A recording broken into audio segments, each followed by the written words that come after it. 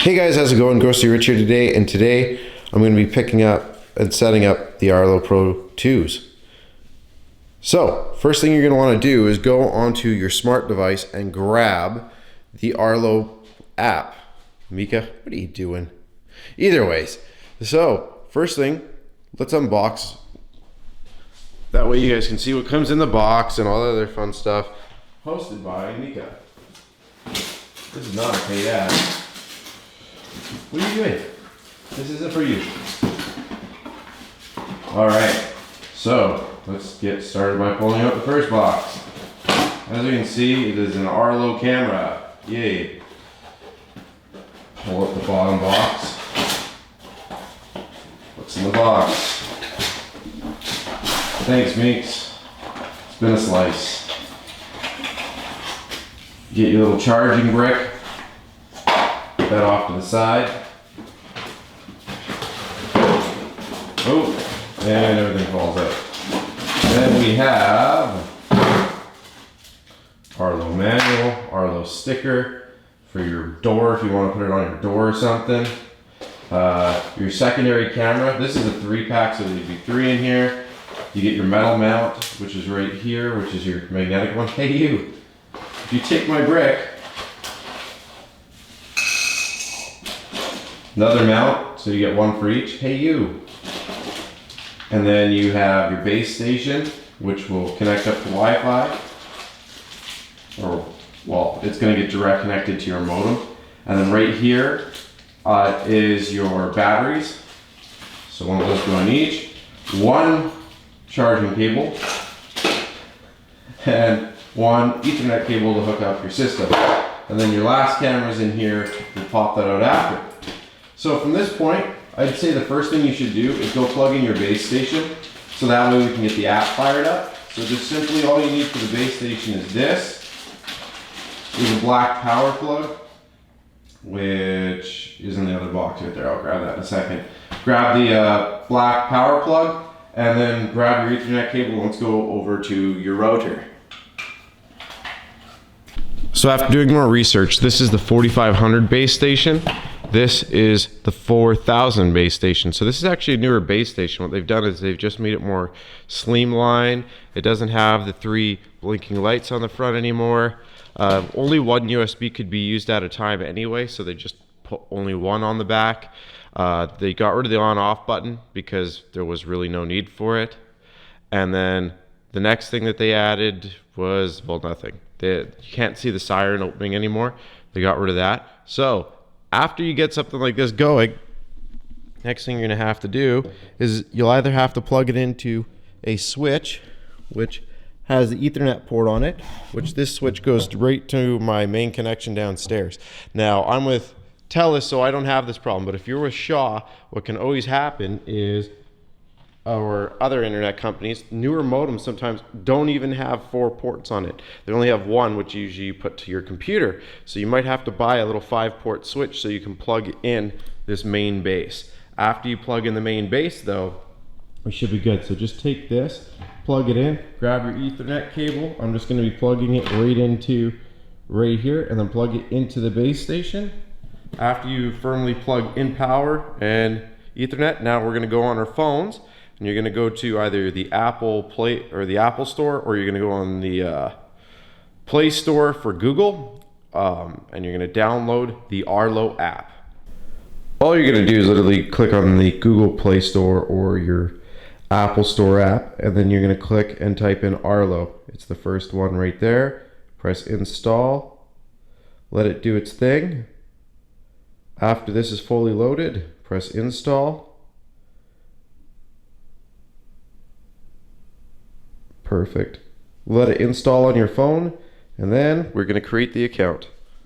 Pretty easy. Just press create an account unless you already have one. Put it all in your info, and after you've created your account and verified your email address, you just click on, yeah, I'm setting up a wired free, or whichever camera you're going to be setting up. We're going to do wired free, and then it'll ask you if you're doing a Pro 3, an Ultra, or these 3, and we are going to be doing these 3.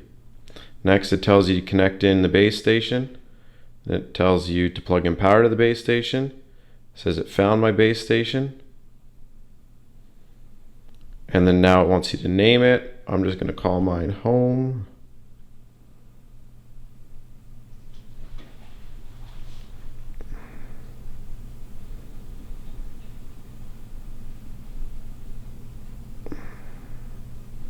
It's going to obviously check for some updates just in case because of how long it's been in the box.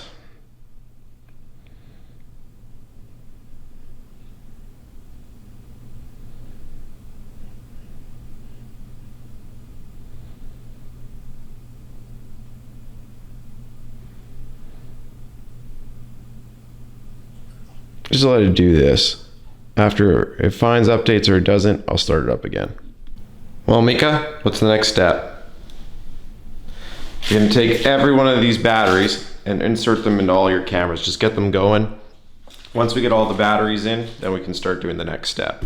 See if I can show you on camera, but this little button here is the one you have to push. So as you're pushing it, you fold it down, follow your pin layout on the battery and slide the battery into here and close it up for a weather seal. So you'll see it saying looking for Arlo 2 because it'll ask you to press your sync button on your camera. So you'll click next, this will pop up, you'll click the sync button, you'll see a blue light start blinking and wait for it.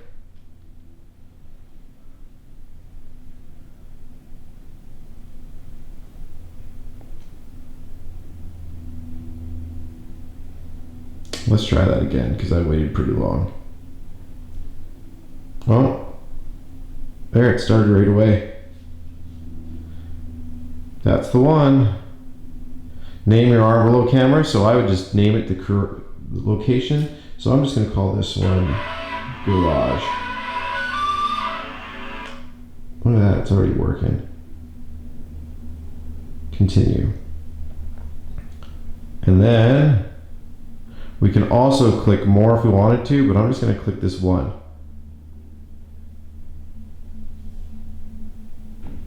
Maybe later. I don't want to do it right now. Alright. I would suggest, yeah, so you're going to have to update your cameras anyway. Firmware update in progress. Please do not remove the battery. You can see everything through it. What's your Wi-Fi signal like? So I'm at the farthest point away from that, so I'm not too worried. But yeah, let's just let it do that. While it's doing its firmware update, let's go put a mount up so that way I can show you how the mounts work. So when choosing a location, important things to look at is, of course, like, I don't want any sideways rain hitting mine. So if you see that little corner in the gutter right there, that's where I'm actually going to put it. It's going to aim over this way, so it'll also cover a bit of the driveway, and it'll majorly cover the front door. So that way, let's say someone's dropping off a package or whatnot, they can hear the speaker up there and you can still talk to them. So if you want to say to them, hey, leave the package at the back or something like that, you can. So for right now, let's go mount this. So you can see it comes with these cheap little screws. I like to use something a little bit more coarse. You can use this or another flat style screw. It'll hook onto the mount. So I usually recommend an impact just to get it started, but once it's in, it's sometimes easier to have just a hand screwdriver to set the depth because you want it to fit really snug. The snug that you can fit it, the better, because it's just one screw holding it, so it's not rocking back and forth. So once you get that on there and it's really snug, you just grab it, put it on, and then pull it down, and you'll feel it pull all the way down. And you want it tight, you don't want it to just drop on. Alright, so if you're dealing with the camera like so, you might have to rotate it to fit your newly hacked up USB, and then it'll be upside down. So what you'll have to do is, if you remember, we added the garage camera, so it'll be popping up like this after the update. You would click for live, but the other thing you do is you click the three double dots here, or the three dots, hit device settings. It'll tell you it's charging, it's at 99%, and then you can do video settings, and then you can hit rotate image. So that way, even though the camera's upside down, it fixes that issue for you and rotates it around, so that way it's properly mirrored. So one thing you're definitely going to notice is there is a bit of delay as you're looking at it. You'll probably hear me start talking in a second. But other than that, I mean, it's catching the whole view. That's what I was worried about with not going with the Ultra version, the Arlo Ultras. But so far, so good. I can see the whole thing here. The next thing that I did is I brought it down to the bottom of the garage here and cut off all my shelf, because you can see. But yeah, I'm just showing you guys one of my cameras. Now when it comes to settings, things that you might want to look at is if you go to device settings, you might want to go through and make sure your device is actually charging. The next thing that you'd want to check out is, of course, your video settings. Make sure everything's good. Your night vision, it's on the best video quality, which is what I want. You can, of course, hit best for battery life, but it's not going to be what you paid for. It's probably going to drop down to 720p. You can set the audio settings, speaker volume, microphone. So if you don't want it to actually record what people are saying in the room, some people just don't want that, you can turn that off. Another thing is if we go through here, device utilities, motion detection test, things like that. It also has a camera positioning thing. Now there is a couple other things, which is mode. So with the app you can set geofencing. Basically it arms and disarms depending on when you hit a certain area. When you click on it, it'll locate your phone and then set your address. So that's another cool feature if you want that. As you can see, the library is already recording my motion every time I move the camera, every time I walked in, which is good. You can set the duration too. Of course, I closed the app and then I hit it. Oh, there it is, Arlo. So as you can see, it's in there. From there, if you click the three dots, settings, you can hit profile, manage camera status notifications, buy add-ons and subscriptions. This is just all stuff for that. You'll end up closing the app like a million times if you're like me, because I always hit the back arrow to go back. Mode, home, it's currently that. Devices. And then, yeah, as you go through, you can add new devices. The one thing I've been looking for is, oh no, that's just for the name. So cool, you can enter, so if you ever want to change the name or location, device utilities, camera positioning, motion detection tests, activity zones, that's what I was looking for. So you can say add new zone. And when you do that, it'll allow you to basically do this, and that way you can cut off the street. So let's say you only wanted that. Then you could do that, and then everything in this zone, whenever someone enters this zone, it'll start up. Just because, let's say you have one aimed at the road, at the front of your house, which I'll probably do later, you'll want a cutoff zone, so that way everyone that's walking by your house, not actually like there, anyone that enters your yard is caught, but not anyone else. Otherwise it's super annoying, because every time somebody walks their dog past your lawn, it'll go off. Maybe that's what you want it for, so you can catch the people that have their dogs pooping in your yard.